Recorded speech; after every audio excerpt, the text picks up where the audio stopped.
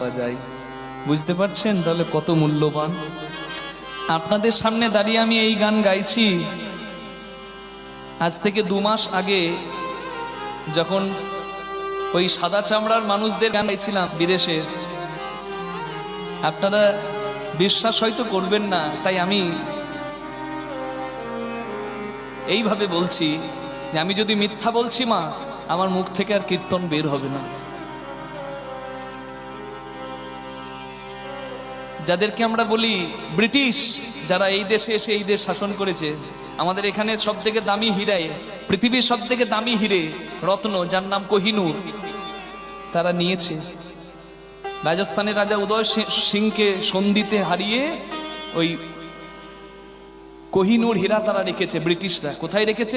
The tower of London, লন্ডনে আমরা দেখেছি। মাঝে মাঝে ওই দেখতে গিয়ে আমার খুব দুঃখ হচ্ছিল কোহিনূর হীরেটা দেখে, যে হাইরে আমাদের ভারতে যদি থাকতো। কিন্তু আমি এইটুকু বুঝতে পারলাম, তারা তখনও আমাদের দামি জিনিসটা নিয়েছে, তারা তখনও মূল্যবান রত্ন চিনত, আর এখনো তারা মূল্যবান রত্ন চেনে। যেটা আমরা চিনি না, যেটা আমরা হেলায় অবহেলা করছি, সেটাকে তারা গ্রহণ করছে। জানেন, এই ভারত হচ্ছে বিশ্বগুরু। ভারত কেন বিশ্বগুরু তারা জানার চেষ্টা করছে, আর ভারতের এই প্রেম ভক্তি আধ্যাত্মিকতা গ্রহণ করছে। আমরা যখন নাম গাইছি, ওই সাদা চামড়ার মানুষগুলো বসেও আমার এই পদটা শুনে ঝরঝর করে কেঁদেছে, মা নিতাই গৌর হরি হরি বল। আমি তখন বলেছিলাম, হে মহাপ্রভু, তোমার কীর্তন এখানেই সার্থক। বলে